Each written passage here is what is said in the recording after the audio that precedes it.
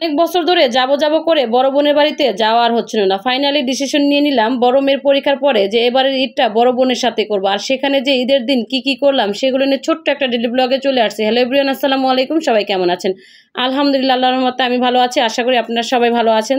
যে যেখান থেকে ভিডিওটা দেখবেন সবাই কন্টিনিউ করবেন। আমি ভিডিওটা শুরু করেছি সকাল থেকে। সকালে ঈদের দিন আমার বোনের হাজব্যান্ড এবং কি আমার হাজব্যান্ড সবাই মিলে নামাজে গিয়েছে। নামাজ পড়ে এসে তারপরে কিন্তু গরুর কোরবানি দেওয়ার জন্য গরুটাকে গোসল করিয়ে তারপরে কিন্তু সবাই একটু মিষ্টি মুখ করে তারপরে হচ্ছে গরুটাকে কোরবানি করতে চলে গেছে।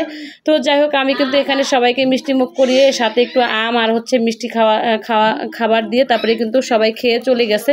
তো গরুটাকে কোরবানি করা শেষ হয়ে গিয়েছে। তারপরে কিন্তু মাংসগুলোকে একটু কাটাকাটি করে নিচ্ছে সবাই মিলে ফাইনালি সাইজ করে। তারপরে হচ্ছে এগুলোকে ভাগ করে সবার মাঝে বিলিয়ে দিয়ে তারপরে বাসায় নিয়ে আসছে। আর এদিকে কিন্তু আমরা হচ্ছে মহিলারা ঘরে বসে নেই, আমার বড় বোন, আমি, আমার মা, তারপরে আমার বোনের যা, সবাই মিলে আমরা রুটি তৈরি করতেছিলাম। আর আমাদের দেশে কিন্তু বরিশাল অঞ্চলে ঈদের দিন রুটি আর হচ্ছে গরুর মাংস, এটাই হচ্ছে প্রধান খাবার।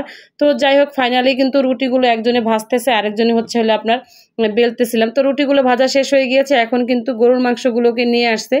এই তো গরুর মাংসগুলো আনার পরে কিন্তু এগুলোকে ধুয়ে তারপরে কুটে সবগুলো সাইজ করে তারপরে গরুর মাংসটা বসানো হয়েছে। আর এখানে কিন্তু গরুর মাংসটা কিন্তু হাতে মাখিয়ে বসানো হবে। আমার বড় বোন কিন্তু হাতে মাখানো গরুর মাংসটা পছন্দ করে সবচেয়ে বেশি। আর ঈদের কোরবানির মাংস তো একটু হাতে মাখিয়ে রান্না করলে আরও বেশি মজা হয়। সব ধরনের মশলা দেওয়া হয়েছে, এটা হচ্ছে আমার বোনের হাতের বানানো মশলা আর গরুর মাংসের মশলা। তো যাই হোক, সব মশলা দিয়ে তারপরে কিন্তু মাংসটাকে আমি সুন্দর করে ম্যারিনেট করে নিলাম। আবার একটু সয়াবিন তেল দিয়ে দিলাম এখানে অল্প একটু করে। আমার বোন কিন্তু সয়াবিন তেল বেশি একটা খায় না, তারপরে কিন্তু আমি অল্প একটু দিয়েছি। অল্প একটু দিয়ে মাংসটাকে ভালো করে মাখিয়ে নিয়েছি। মাখিয়ে প্রায় 10-15 মিনিটের মতো কিন্তু এটাকে রেখে দেব। রেখে দিয়ে তারপরে কিন্তু হচ্ছে আমি রান্না করব। আর আমার বোনের বাবু যেহেতু ছোট একদম, ও কিন্তু সব কাজ করতে পারে না বাবুকে নিয়ে, তো আমি কিন্তু মোটামুটি সবগুলো রান্নাবান্না কমপ্লিট করতেছিলাম। তো যাই হোক, ফাইনালি কিন্তু আমি চুলায় সরিষার তেল দিয়ে তারপরে কিন্তু হচ্ছে আপনার পেঁয়াজ কুচি দিয়ে দিলাম। পেঁয়াজ কুচি দিয়ে পেঁয়াজটাকে কিন্তু ভালো করে একটু ভেজে নেব। ভেজে তারপরে হচ্ছে আপনার হলো গিয়ে মাংসটাকে এখন দিয়ে দিব। মাংসটা প্রায় মিনিট করে রেখেছি, 15 মিনিট রেখে তারপরে কিন্তু এখন এই যে তেলের ভিতরে দিয়ে দিলাম, ভাজা তেলের ভিতরে। তারপরে কিন্তু তেলের ভিতরে দিয়ে এখন মাংসটাকে একটু ভালো করে কিছু সময় ধরে কষিয়ে নিব।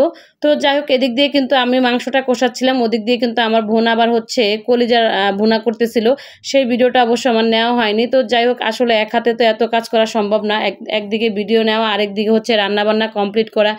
আর যেহেতু প্রচুর পরিমাণে গরম পড়েছে, ঈদের দিন না, ঈদের দিন থেকে শুরু করে যে এত গরম পড়েছে গ্রামে, মানে বলার বাইরে। তার মধ্যে আবার বিদ্যুৎ থাকে না, তার পাশে আবার রান্নাটা হচ্ছে। তো যাই হোক, ফাইনালি কিন্তু আমার গরুর মাংস রান্নাটা প্রায় শেষের দিকে হয়ে গিয়েছে। মাশাআল্লাহ, দেখতে অনেকটা সুন্দর হয়েছিল, খেতে কিন্তু অনেক মজা হয়েছিল। তো যাই হোক, বিকালবেলা ঈদের দিন কিন্তু আমার মেয়ে আর হচ্ছে আমার বোনের মেয়েকে নিয়ে একটু বাইরে বের হয়েছি। ওদেরকে একটু বলে যে ঈদের দিন তোমরা একটু বাইরে বের হও, কিছু একটু ছবি তুলি, তোমাদের একটু পিক নিই। তো যাই হোক, আমাদের পুচকুটা যেহেতু ছোট, ওকে নিয়ে আমার মেয়ে ঘুরতে গিয়েছে। মাশাআল্লাহ, দেখতে কত সুন্দর লাগতেছে দুই বোনকে। তো এটা ছিল ঈদের দিনের ভিডিও। সবাই ভালো লাগলে লাইক কমেন্ট শেয়ার করে সাথে থাকবেন। আল্লাহ।